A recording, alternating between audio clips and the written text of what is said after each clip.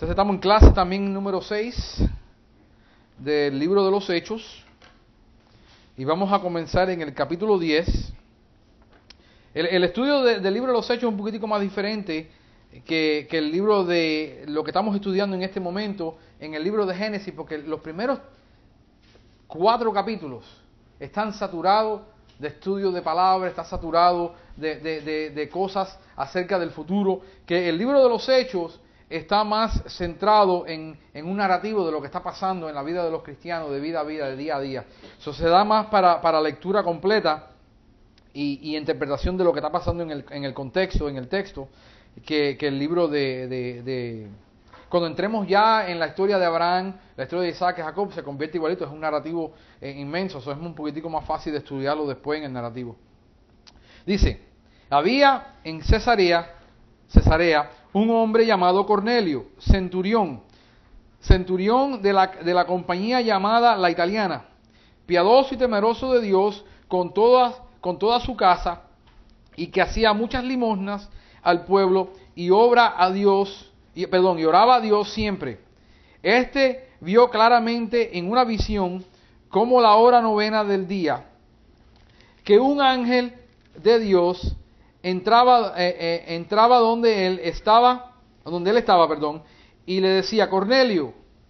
Y él mirándole fijamente y atemorizado dijo, ¿qué es, Señor? Y le dijo, tus oraciones y tus limosnas han sido para memoria delante de Dios.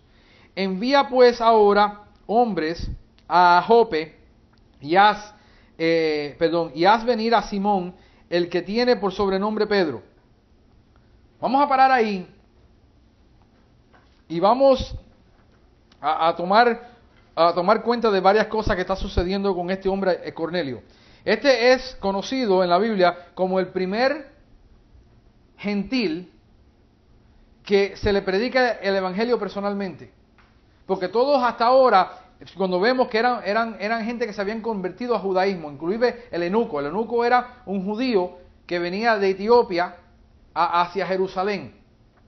Pero este hombre, Cornelio, era un gentil, un centurión. De la palabra centurión de 100. Él era un comandante de 100 hombres. ¿Ok? De la compañía llamada La Italiana. Piadoso y temeroso de Dios. Hay una equivocación en la iglesia acerca del hombre impío, el hombre pecador, que dice mucha gente por ahí que Dios no escucha al pecador, que Dios solamente escucha al cristiano. Y eso no es cierto. Después que Adán peca y cae, vemos claramente que Dios sigue tratando con el hombre. Ya claramente todo el hombre después de Adán es pecador. Su hijo, todos los hijos que tuvo, pecadores. El hijo mayor, piensan que los dos eran gemelos. Uno nació primero y el otro después. Pecadores. Todo el hombre, hasta el día de hoy, todos pecadores, ¿no? Eso es común pensado. Pero hay grupos de gente que dice, no, Dios no escucha al pecador. Y la Biblia te enseña que claramente que Dios escucha al pecador, porque el hijo de la criada de Abraham, cuando estaba en el desierto, que yo lo había puesto un ladito, Ismael, que se iba a morir de sed, y lo puse para allá para no verlo morir, dice, Jehová se le apareció y le dijo, yo he escuchado la oración de tu hijo. Obviamente Dios sí escucha al pecador. ¿De dónde sacamos esta idea que Dios no escucha al pecador? Vamos a ir a Juan, capítulo 9. Juan, capítulo 9, versículo 1.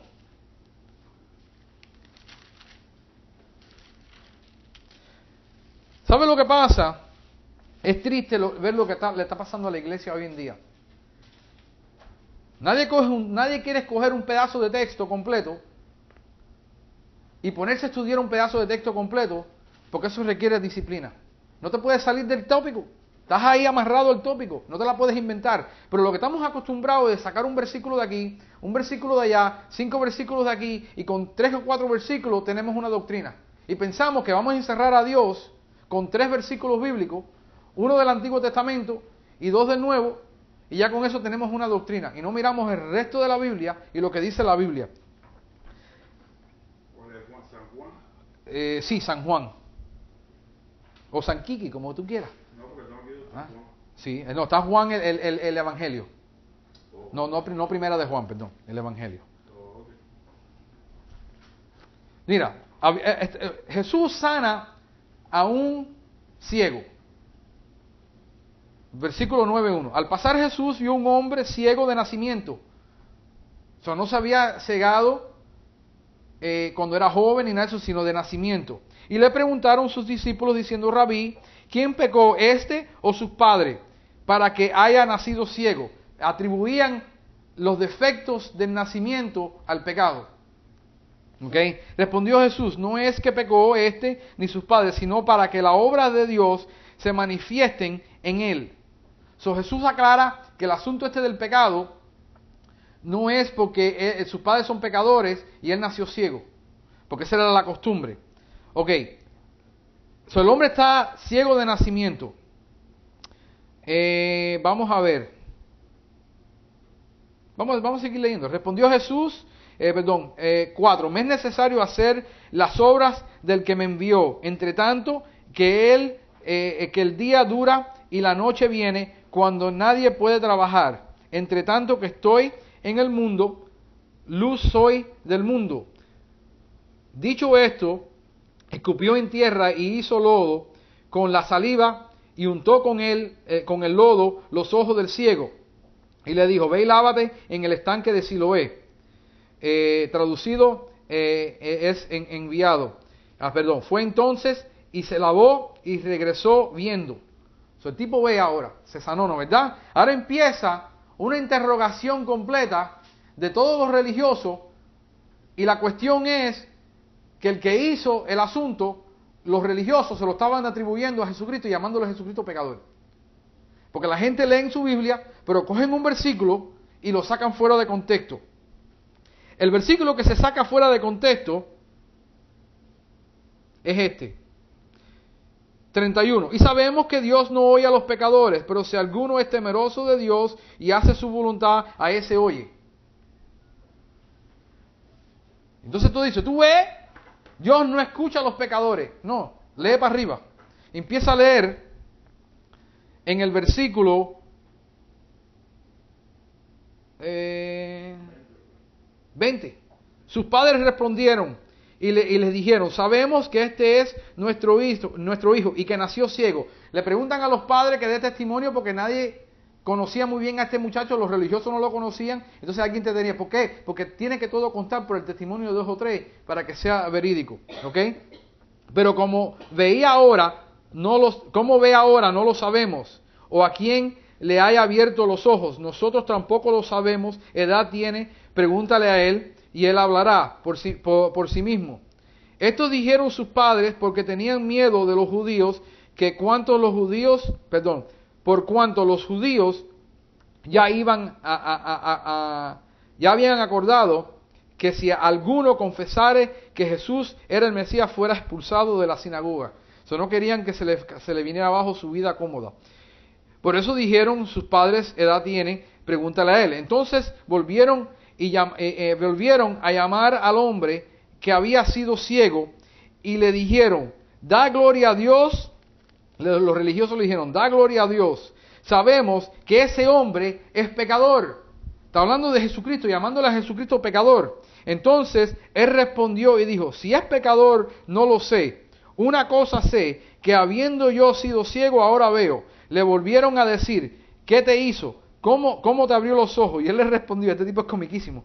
Y le respondió: yo los he dicho y no habéis querido oír.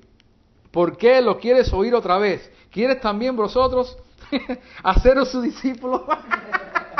El tipo es comiquísimo.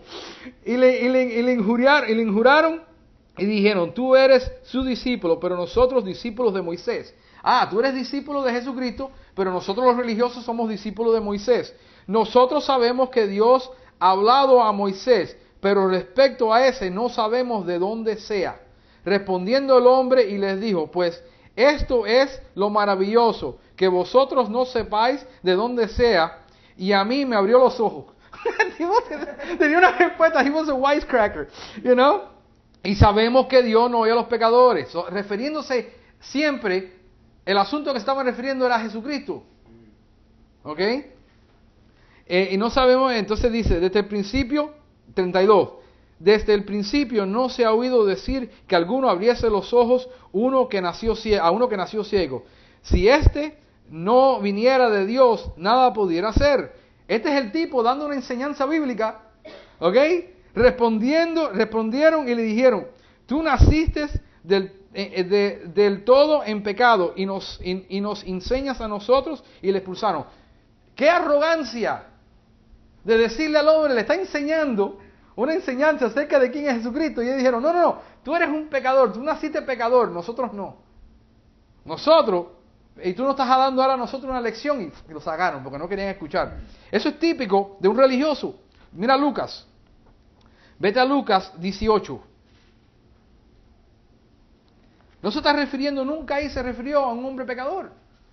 Se estaba refiriendo a Jesucristo. Y esa era la doctrina del tiempo, que Dios no escuchaba al pecador. Ahora mira lo que dice. 18, 9 al 14.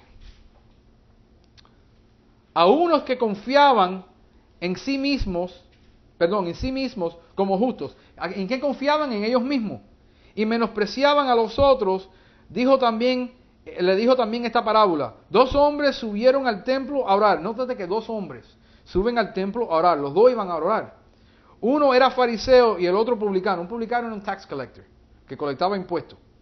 El fariseo era un religioso. El fariseo, puesto en pie, oraba consigo mismo. Nótate con quién oraba. Él no oraba a Dios, oraba consigo mismo. Te doy gracias porque no soy como los otros hombres, ladrones, injustos, adúlteros, ni aun como este publicano, apuntándole al tipo que estaba al lado de él. Ayuno 2 veces a la semana, doy diezmos de todo lo que gano. Mas el publicano, estando lejos, no quería ni alzar los ojos al cielo, sino que se golpeaba el pecho diciendo, Dios, nótate con quién él está hablando. El otro hablaba con sí mismo, este le está hablando a Dios, que era el pecador. Sé propicio a mí, pecador. Él se identifica como un pecador. Os digo que éste descendió a su casa justificado antes que el otro, porque cualquiera que se enaltezca será humillado, y el que se humilla será enaltecido. El religioso pensaba que él iba a ser escuchado por todo lo que él pensaba que él era. El pecador se humilló delante de Dios y dice que Dios escuchó su oración. Es un error bíblico, yo creo, viéndolo aquí de grande proporción, de decir que Dios no escucha al pecador. Te estás contradiciendo porque dijiste en el libro de Génesis que Dios destituyó al hombre de su gloria. El hombre no participa de los beneficios, de todos los beneficios de la salvación. Por eso no quiere decir que Dios no lo escucha cuando él se humilla y cuando él clama a Dios en su humillación. Porque Dios sanó mucha gente, Jesucristo sanó mucha gente que no lo agradecieron. Y eso tenemos testimonio de eso. Eso es un error decir que Dios no escucha al pecador. David era pecador. Abraham era pecador. Abraham era padre de hechicero. Dios lo escogió por su gracia y por su misericordia. Pero Dios hablaba con Abraham y se le apareció a Abraham. Yo no sé lo que tú llamas oración. Si tú lo único que llamas oración es aclamarle al cielo y que nadie te responda, pero yo veo que la oración es una conversación con Dios. Obviamente le estaba hablando. De decir que Dios no escucha al pecador no es bíblico, porque ahí vemos que era un publicano. Jesús estaba dando la enseñanza, era una parábola. El hombre no se había convertido, Jesucristo no había morido en la cruz. No había morido en la cruz, no había muerto en la cruz. Ya estoy inventando palabras hispanas, morido. No había muerto en la cruz, no había resucitado. Pero sin embargo dice que el que justifica es Dios. Siempre. No hay diferencia entre la salvación en el Antiguo Testamento y la salvación en el Nuevo Testamento. Porque nadie fue salvo a través de las obras de la ley. Abraham fue justificado, Noé fue justificado, Job fue justificado, David fue justificado. David, tú lees y nunca ves a David ofreciendo un sacrificio por su pecado. Siempre venía a Dios y humillándose y delante de Dios. Y dice Dios acerca de David, no estando en el nuevo pacto, que era un hombre detrás de su corazón, de acuerdo a su corazón. ¿Cómo entonces es posible que estos hombres en el Antiguo Testamento caminaran de una manera y nosotros decimos hoy en día, tenemos a la salvación, tenemos la sangre, tenemos a Jesucristo, tenemos al Espíritu Santo viviendo dentro de nosotros, entonces todo el mundo anda con excusas porque no puede caminar con Dios. Yo quiero que alguien me lo explique basado en el Nuevo Testamento, diciendo, tenemos todas las bendiciones, somos bendecidos, tenemos prosperidad, aleluya. Entonces todo el mundo dice, pero no podemos vivir la vida cristiana. Esto es imposible, Dios demanda demasiado. No concuerda, porque yo leo mi Antiguo Testamento y veo a la gente justificada por Dios. El justo por su fe vivirá. So, el hombre en el Antiguo Testamento era salvo por fe y en el Nuevo Testamento es salvo por fe. ¿Cuál es la diferencia? Que en el Antiguo Testamento Dios al hombre, a través de la ley, Dios demandaba que el hombre hiciera sacrificios. Pero en el Antiguo Testamento los sacrificios no te daban gracia. Los sacrificios eran un resultado de tu pecado. Eso era una paga por tu pecado hacia Dios. Y Dios lo que hacía a través de esa paga es que le metía el freno a la justicia de Dios. Lo que Dios tenía que hacer contigo era destruirte. Pero Dios dijo, yo lo que voy a detener es mi castigo y voy a tener misericordia a través del sacrificio. El sacrificio, dice Hebreos, que no limpiaba la conciencia del hombre. Te lo cubría nada más y te aguantaba hasta que viniera la salvación. Si tú tenías fe en Dios, porque dice que Abraham creyó a Dios y fue justificado. El creer en Dios te justificaba, pero Dios no te daba el beneficio del nuevo nacimiento. El nuevo nacimiento es la garantía a Dios, sellado en el Espíritu Santo, que tú nunca vas a ser igual. La garantía que tú no vas a ser igual. Por eso que hay una gran controversia en la iglesia de aquellos que justifican el pecado, que son liberales, entonces usan la legalidad para amarrarte y decir, si tú no haces esto y no haces esto y no haces esto, y la falda es así, y te pusiste el pelo de esta manera, estás en pecado y perdiste tu salvación. Entonces te mantienen ahí a través del temor. Dios no opera en el Nuevo Testamento a través de temor, opera a través de amor. Entonces, si yo tengo que operar a través de temor, yo todavía estoy en la ley. Si yo estoy en la ley, dice que de nada me sirve la gracia. Dice, no, perdón, not Galatians. Galatians, you're right. Entonces la gente se confunde y lo que tienen es una mezcla, un potaje espiritual de doctrina, de ley y gracia. Y no entienden que la gracia es opuesto a la misericordia. La misericordia es detener el castigo, pero la gracia es darte algo que tú no te mereces. Es el equivalente que tiene hijo, le dices, cuando yo llegue quiero verte que esté el cuarto limpio, la tarea hecha y tú bañado. Y tú llegas, ni está limpio, ni está la tarea hecha, ni tú bañado. Lo que él merece es que tú lo castigues. Tú no lo castigues, tú dices, ahora no te voy a castigar, lo que voy a hacer es te voy a llevar a Burger King y te voy a comprar un Happy Meal en McDonald's por portarte mal. Eso es lo que Dios está... Mira la locura de Dios de decir, tú lo que te mereces es que yo te mate, pero yo no te voy a matar, en vez de matarte porque tú creíste en mí y creíste en el sacrificio, ahora yo te bendigo. Y esa es la diferencia, que lo que hacía el antiguo pacto, el Antiguo Testamento, y el hombre nunca fue justificado a través de la ley, porque la ley era de misericordia, para darle misericordia al hombre. Venían con una serie de maldiciones y una serie de bendiciones. Si hacías lo correcto, eras bendecido. Si no, eras maldecido. Y ahí tú ves la culminación de todo el Antiguo Testamento, lo ves en los 70 años de exilio, que Dios lo sacó de Israel. Y todo, desde Samuel hasta Malaquías, todos los profetas lo que hablan es eso, de los 70 años de que Dios va a tomar juicio. Entonces, que el hombre no era salvo en el Antiguo Testamento, el hombre lo que no podía beneficiarse de estar en el Edén, de disfrutar de todo lo que Dios le había proveído, hasta que no tuviera el nuevo nacimiento y experimentar eso. ¿Por qué? Porque no podía morar Dios con el hombre. Ahora Dios dice que mora en nosotros. Entonces, si Dios mora en nosotros, ¿cómo es posible que el cristiano esté yendo a psicólogo cristiano, yendo en depresión todo el tiempo, no ve el fruto del Espíritu, de todo lo que dio, todo el beneficio que tiene de estar en el cristianismo, de ser hijo de Dios? Y eso es lo que te proviene. Y te ha sellado, dice que fuimos sellados por el Espíritu. La idea es de una carta que se le pone un sello y solamente aquel que se le da la carta, que está address la carta, puede abrirlo. El otro no tiene derecho a abrir esa carta. Ese es lo que llama el sello del Espíritu Santo, lo que usa. Ahora, vamos a terminar esta parte con el Lucas. Vete a Lucas 5:32.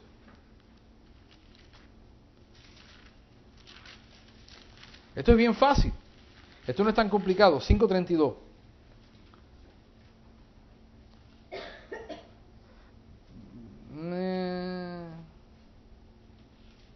vete el 30, vamos a empezar el 30.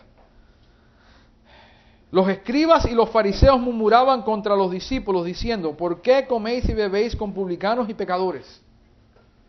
Respondió Jesús, le dijo, los que están sanos no tienen necesidad de médico, sino los enfermos. No he venido a llamar a los justos, sino a pecadores a arrepentimiento. Dios no vino al que aquel que ya está justificado, no sé cómo está justificado, porque si como es bien claro, Dios es bien claro, mira, o estás en tinieblas o estás en luz, o eres hijo de Dios o hijo de Satanás, o eres blanco o eres negro. No, Dios no tiene gray areas. Hay gente que quiere poner a Dios en el medio y Dios no tiene gray areas. Él fue a llamar a hombres, a pecadores. Todo el mundo está encerrado bajo el mismo programa de Dios y todo el mundo tiene que venir a Dios a través del mismo método, que es Cristo.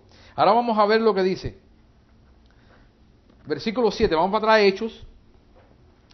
Envía pues a hombres a Jope y haz venir a Simón, el que tiene por sobrenombre Pedro. Este posa en casa de cierto Simón curtidor, que tiene, un curtidor es uno que cogía pieles y las teñía, cogía los animales, los cortaba, los limpiaba y cogía la piel y la curaba y hacía pieles. ¿Qué hacía Simón Pedro en esa casa? Yo todavía no lo entiendo porque no estaba supuesto ningún judío a tocar nada que era muerto. Todavía no lo entiendo. Él te dirá lo que es necesario que hagas. Anota eso, porque después Pedro, en el versículo 6, anota eso y haz una marquita ahí, porque después Pedro le agrega a lo que dijo ahí. Parece que Pedro se le había comunicado otra cosa y él no lo da en la versión corta. 16. Entonces, ido el ángel que hablaba con Cornelio, este llamó a 2 de sus criados y a un devoto soldado soldados de los que le asistían, a los cuales envió a Jope después de haberlos contado todo. Al día siguiente, mientras ellos iban por el camino y se le acercaban a la ciudad, Pedro subió a la azotea para orar. This was the rooftop. La azotea todavía se puede ver. Para el Medio Oriente, nosotros consideramos el patio de la casa, donde nos congregamos, la sala. Para el judío se subía al techo y tenía el área y básicamente el patio de ellos era la parte de arriba de la casa. La azotea donde era común de ellos congregarse y estar ahí arriba. Al día siguiente, versículo 10, y tuvo gran hambre y quiso comer. Nótate que él tenía hambre físico. Esto está interesante. Él tenía un hambre físico, tenía gran hambre, dice la Biblia, y quiso comer. Pero dice, sobrevino un éxtasis. Un éxtasis es diferente a una visión. El éxtasis te pone como un trance, que tú no entiendes a dónde tú estás. Tú no sabes si estás aquí, estás allá. Obviamente, Cornelio tuvo una visión. Y el ángel le hablaba a través de una visión, que es raro porque tiene una visión audible, eso, audio-video, es lo que tenía Cornelio. Pero esto fue un éxtasis. Y vio en el cielo abierto que descendía algo semejante a un gran linzo, que asatado a las 4 puntas era bajado a la tierra, como una sábana, en la cual había de todos los cuadrúpedos, terrestres y reptiles y aves del cielo. Y le vino una voz, levántate Pedro, mata y come. Entonces Pedro dice, Señor, no. Oye, tenía un gran hambre y Dios toma la oportunidad, hace el énfasis, de sacarle todo animal del cielo que había en la tierra para que él comiera. Y dice entonces Pedro, Señor, no. Esto es una contradicción en términos, porque al Señor tú no tienes el derecho de decirle no. Nosotros no tenemos un concepto, viviendo en los Estados Unidos, del concepto del señorío. Porque nosotros vivimos en un país democrático, estamos acostumbrados a la democracia. El Señor era dueño de todo. Era dueño de tu casa, de tu tierra, de tu asno. Tú eras el siervo de Él y tú eras esclavo de Él. Tú no tenías derecho bajo el señorío. Nosotros esto nos cuesta trabajo hoy entenderlo y explicarlo y someternos al señorío de Jesucristo, porque la cultura de nosotros es contra el señorío. Todo es libertad, hacer lo que yo quiero, votar. Si a mí no me gusta de mi jefe, yo me voy del trabajo y me busco otro jefe. No tenía, el amo no tenía el derecho de irse de su trabajo y buscarse otro jefe. Él tenía que quedarse con ese jefe. Entonces Pedro dijo, Señor, no, porque ninguna cosa común o inmunda he comido jamás. Volvió la voz a la segunda vez, lo que Dios limpió, no llames tú común o inmundo, es una de las traducciones.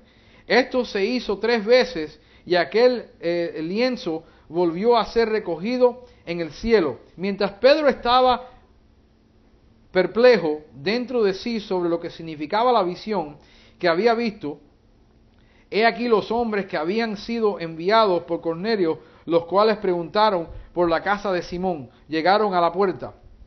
Y llamando, preguntaron si moraba allí un Simón que tenía por sobrenombre Pedro. Y mientras Pedro pensaba en la visión, le dijo el Espíritu, he aquí 3 hombres te buscan. Levántate pues y desciende y no dudes de ir con ellos, porque yo le he enviado. Entonces Pedro, descendiendo a donde estaban los hombres que fueron enviados por Cornelio, les dijo, he aquí yo soy el que buscáis. ¿Cuál es la causa por la que habéis venido? Ellos dijeron, Cornelio, el centurión, varón justo y temeroso de Dios, y que tiene bien testimonio en toda la nación de los judíos, ha recibido instrucciones de un santo ángel de hacerte venir a su casa para oír tus palabras. Entonces, haciéndoles entrar, los hospedó. Y al día siguiente, levantándose, se fue con ellos y le acompañaron algunos de los hermanos de Jope. Al otro día entraron en Cesarea y Cornelio los estaba esperando, habiendo convocado a sus parientes y amigos más íntimos. Oye, este tipo, qué interesante de ver a Dios trabajando. No, a veces no entendemos de la manera que Dios trabaja en la vida de la gente. Por un lado, Dios está llamando al hombre para que el hombre entienda quién es Dios y que acepte a Jesucristo. Y por el otro lado está trabajando con el mensajero para traerlos los dos juntos. Y es la obra de Dios, porque Pedro no estaba orando para que los gentiles se salvaran. Dios estaba trabajando en la vida de estos 2 hombres para traerlos a salvación. Entonces, 25, cuando Pedro entró, salió Cornelio a recibirle y postrándose a sus pies adoró. Mas Pedro levantó diciendo, levántate, pues yo soy mismo también soy hombre. Esto hoy se ve muchas veces, que los hombres están postrados delante de los pies de otros hombres y todo el mundo le gusta la gozadera esa. Y hablando con él, entró y halló muchos que se habían reunido. Y les dijo, vosotros sabéis cuán abominable es para un varón judío juntarse o acercarse a un extranjero. Pero a mí me ha mostrado Dios que ningún hombre llame común o inmundo. Él se la llevó, la entendió después del asunto, ya lo entendió. Por lo cual, al ser llamado, vine sin replicar. Así que pregunto, ¿por qué causa me habéis hecho venir? Entonces Cornelio dijo, hace 4 días que a esta hora yo estaba en ayunas, y a la hora 9, mientras oraba en mi casa, vi que se puso delante de mí un varón con vestido resplandeciente. Y dijo Cornelio, tu oración ha sido oída y tus limosnas han sido recordadas delante de Dios.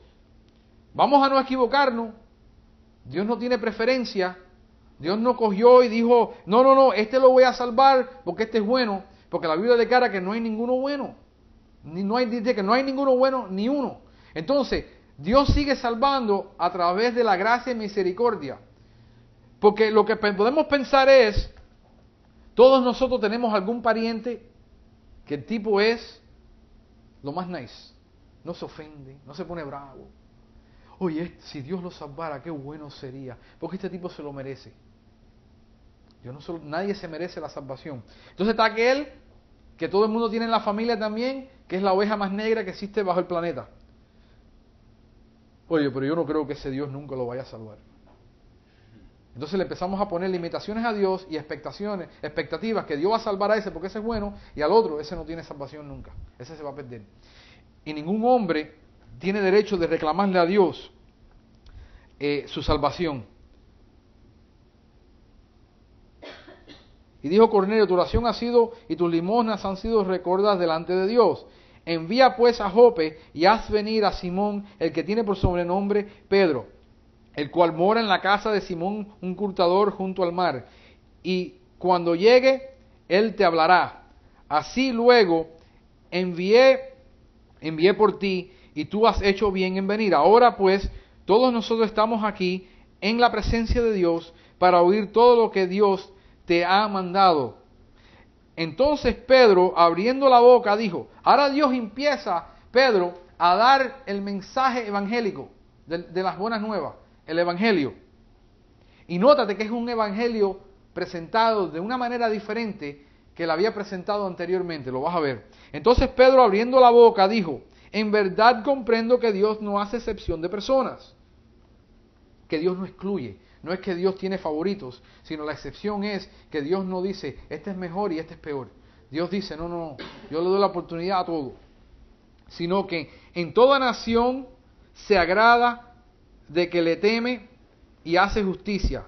Dios envió mensaje a los hijos de Israel. Nótate lo que le dice, mira cómo empieza. Dios le mandó mensaje a los hijos de Israel anunciando el evangelio de la paz por medio de Jesucristo. Este es Señor de todos. Vosotros sabéis lo que se divulgó por toda Judea, comenzando desde Galilea, después del bautismo que predicó Juan. Como Dios ungió con el Espíritu Santo y con poder a Jesús de Nazaret, y como éste anduvo haciendo bienes y sanando a todos los oprimidos por el diablo, porque Dios estaba con él. Y nosotros somos testigos de todas las cosas que Jesús hizo en la tierra de Judea y en Jerusalén, a quien mataron colgándole en un madero. Y éste levantó Dios al tercer día y hizo que manifestase, no a todo el pueblo, sino a los testigos que Dios había ordenado de antemano. Y nosotros que comimos y bebimos con él después que resucitó de los muertos. Y nos mandó que prediquemos,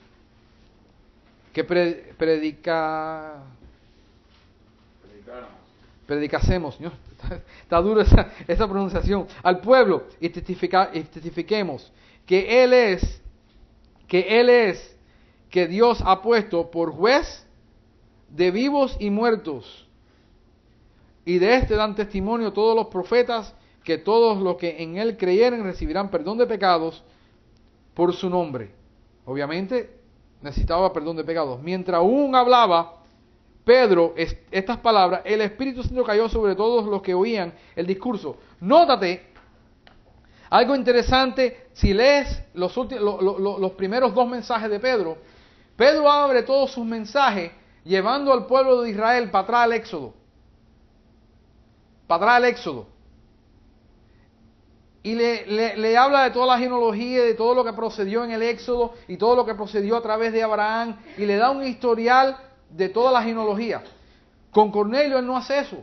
¿Por qué? Porque el gentil no tiene conocimiento de qué pasó en Jerusalén, ni qué pasó en Sinaí. Todo el mundo hoy en día, la mayoría que vive en Estados Unidos saben, porque todos han visto la película de Moisés, los 10 mandamientos.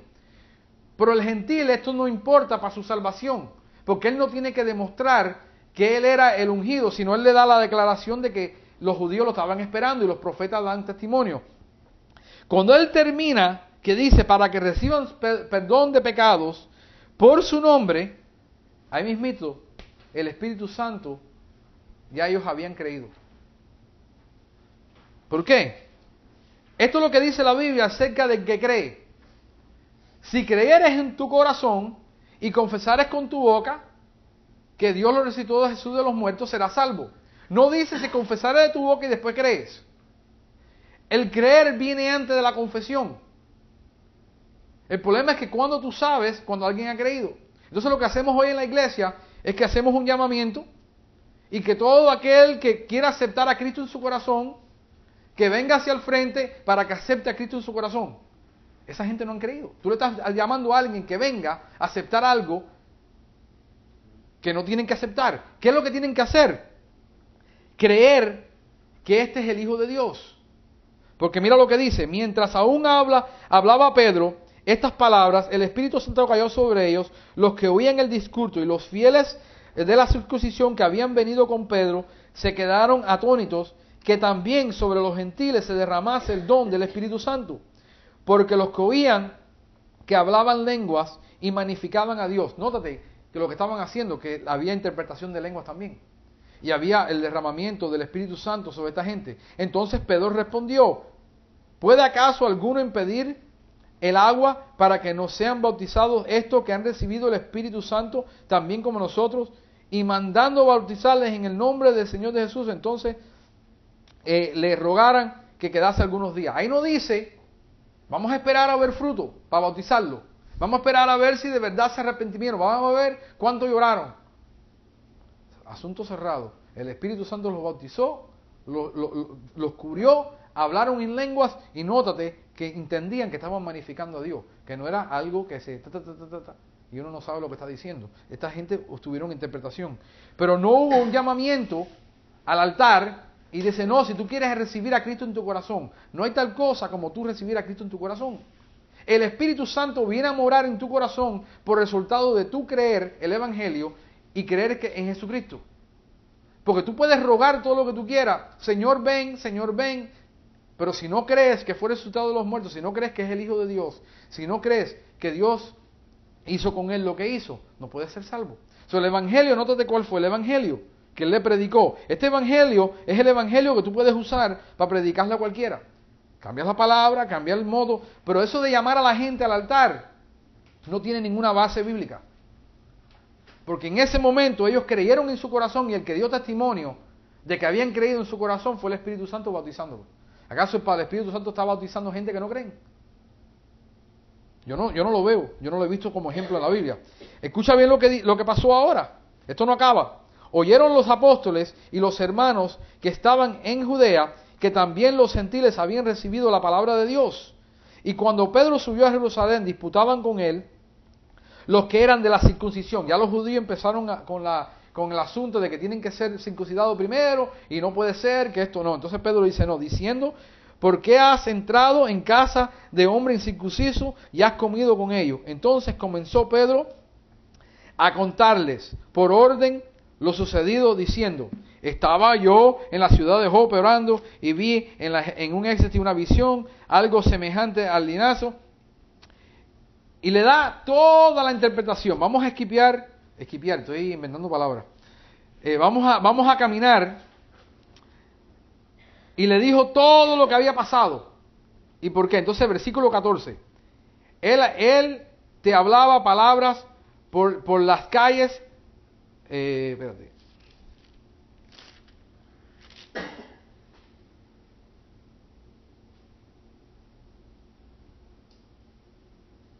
Ok, mira.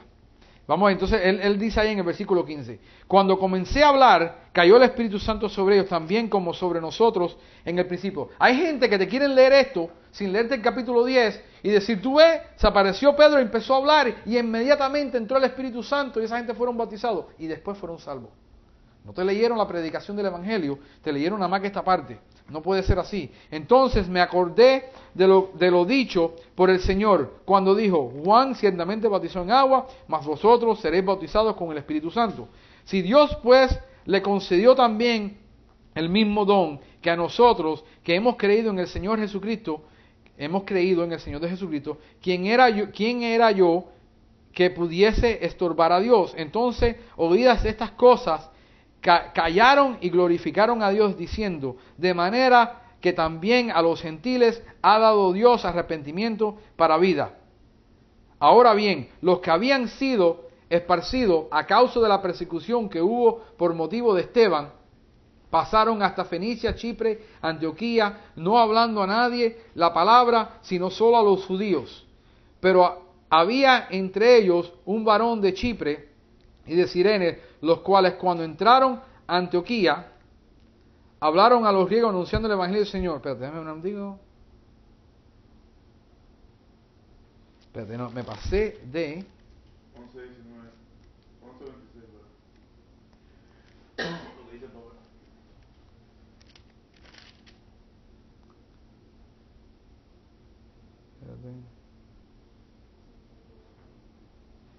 No, me pasé de... Espérate. Del minuto. ¿Me pasé? No, todo todavía bien. Entonces la voz respondió.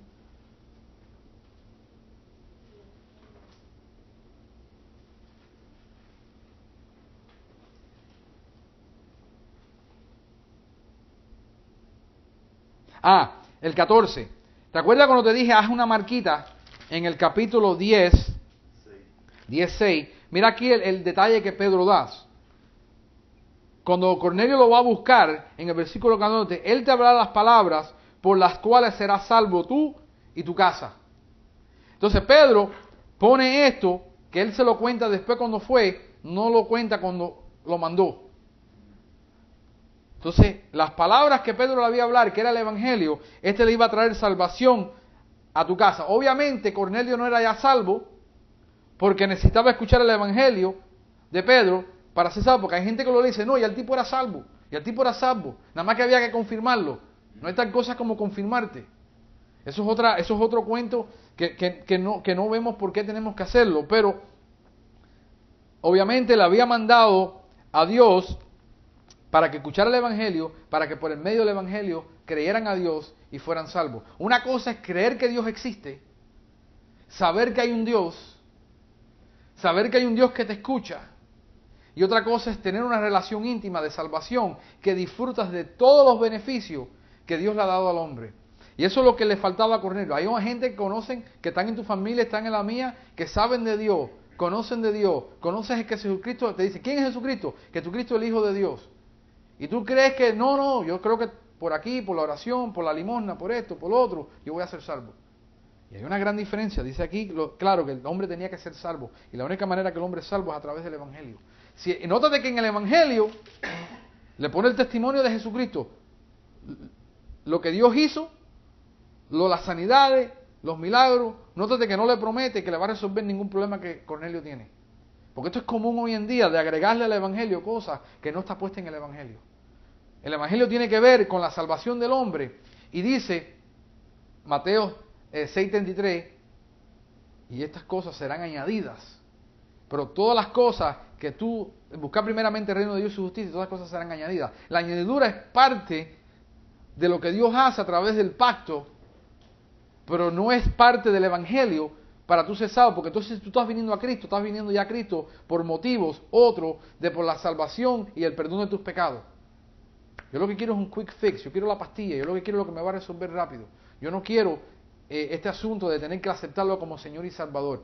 Y es el asunto que tenemos delante de nosotros y que tenemos que ir para atrás, para el libro de los Hechos, tenemos que ir para atrás, para el fundamento de la iglesia y ver cómo es que se predica el Evangelio y cómo es que se trae la gente a Cristo, porque no hay tal cosa, y vuelvo a lo digo, como un programa de crecimiento.